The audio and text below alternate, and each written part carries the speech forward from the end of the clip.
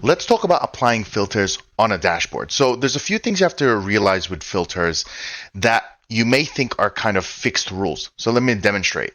I have here one visualization, and it's pretty straightforward. We have the sales here. We have the profit here on the right, and I've essentially just cut it up with category and subcategory. Okay, so when it comes to filtering, you have two choices. One is you can use elements that are used in your visualization. So for example, you could filter category, office supplies, and technology from category. Okay, that seems pretty straightforward, but you can also filter for dimensions and measures that aren't in your visualization. Each of those you can totally do, and you can do a whole mix and match of those. Okay, so let's do the most basic one. If I bring category into filters, right? I now have a basic dimension filter. So if I want to get rid of, let's say, office supplies, I just untick and hit OK. Pretty standard filter.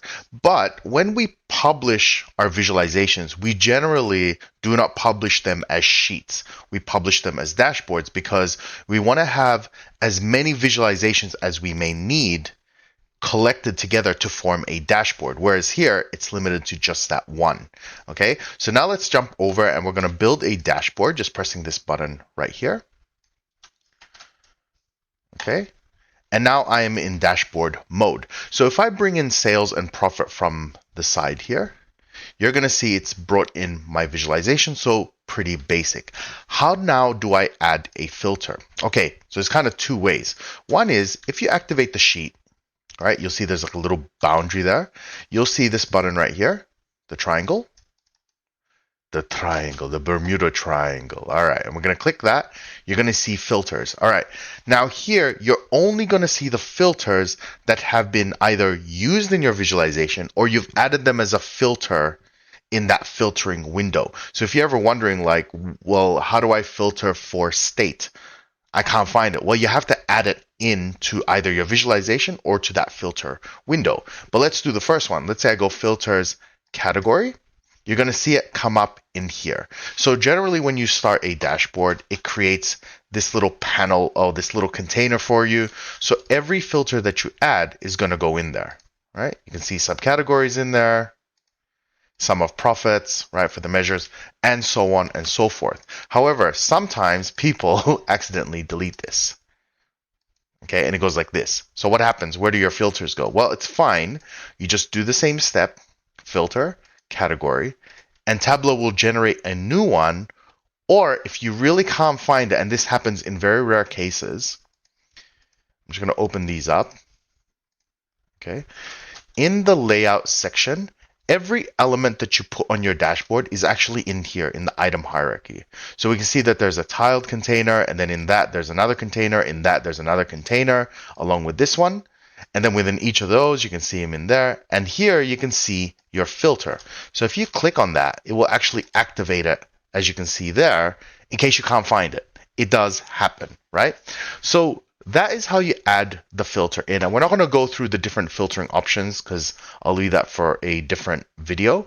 But what I will show you next is that this is using something that's in the visualization. So if I go back to sales and profit, say I want to filter over time. Okay, I don't have it in my visualization. So I can take order date, drop it into filters, right? Just do that. And I'm just going to do range of dates, like so. And I'm just going to leave it as is, right? So I basically just created a filter and didn't edit it at all for the pure purpose of adding it to the dashboard. So now if I go into dashboard 1 and you go into this visualization, you hit that triangle, you go filters, and now lo and behold, if I can get that in my drawing tool, probably not, you're going to see order date is now available. So if I click on that, you're going to see it here, even though it's not in the visualization. So if I now change this, what it's essentially doing is it's looking at every row of data, checking if it's within these bounds, right? Within this minimum and maximum date. If it is, include it in the data set and then proceed with the visualization. That's what it's doing. What do you do when you have more than one visualization? Okay, so I built this second one called segment quantity. It's basically the quantities over the segment and the region. Okay. Now, if I bring this into dashboard 1, like so. I'm just going to drop it underneath, like so. I now have two sets of visualizations. And this is where people really struggle with filters, in that you have to understand when you first create a filter in a sheet, it lives only in that sheet. So even if you're showing it in here, in this part here, it will only affect the sheet that it came from. So for example, this order date, watch what happens. If I change this, it only changes the top one. Okay? Same goes that if I add a filter from this one and I go filter segment, okay, and I modify this, it's only modifying the bottom one. So how do I make it that it crosses, or I can get one filter to apply to multiple visualization? It's very simple. You select the filter that you're interested in. Okay, I'm going to hit the triangle, go apply to worksheets, and go selected worksheets. Okay, I generally don't use these ones, all using related and all using this data source, just because when you are building dashboards for a living professionally, you're going to build a dashboard and you're going, well, this filter is going to apply to everything right now. But when stakeholders come back and say, can you change this? Can you tweak this? Can you add this from a whole nother data source? Can you add this build, right? It gets very convoluted very quickly. So I like to have that control by selecting the worksheets explicitly. So selected worksheets. And from here, and this is why it's really important to label your sheets, right? A lot of people just go sheet 1, sheet 2. Because once you get in here where you have to reference sheets, it's actually labeled. What happens is the sheet that it came from, the filter, is always grayed out, meaning that's where it came from. Then it shows you all the other visualizations that are in your dashboard, okay? Only the ones you've used in your dashboards. You may have other sheets here, but they won't turn up unless you want to. So here on the bottom right of this, you're going to see show all worksheets in the workbook.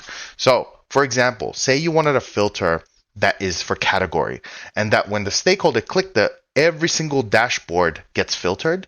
Then what you do is you turn this one on and you select every single sheet in your workbook. Okay. For now, we're not going to do that. We're just going to select segment quantity and going to hit OK. And as soon as you do that, right, that's all now wired up. So if I untick technology, right, it did change. It was just very small. Hang on. Let me pick a different one. Okay. The numbers are changed. They're just surprisingly very small changes. All right, maybe I'll do that one. You can see that it's actually shifting on both of them, right? Now you have to do this for every sheet. So in here, we're going to go apply, selected worksheet, select the other one, and go OK. Right? Now when we change this, it will also affect the other one. Okay? And we'll do it one more time. Apply to worksheet, selected worksheet, sales and profits. Okay. So now it's applying it to the top one. You can see now they're all linked up. Now, when you go back into the sheet, right, and you look at this filter section, here's what you're going to notice. This symbol has now been added, meaning that filter is now connected to another sheet. Okay, and any any filter that wasn't in here, segment, has now been added. So what we should see is for those three that are the same, if I go segment quantity, those same three are in here as well. So they're all wired up. So if I change it in here, okay, take consumer off, I go into segment of sales and profit, you'll see it reflects there because it's the same thing. They're all wired up. All right. So that is a quick rundown of filters on a dashboard. There is so much more to filters, right? That I get heaps of questions from students. So if that's something you want to learn, it is covered on my website, Jellyman Education. I go super detailed with filters in a number of scenarios. So be sure to check that out. If you are still having problems or you have other problems you want me to cover, be sure to drop me a comment in the comment section. Until next time, I hope you guys enjoyed and I will see you next time.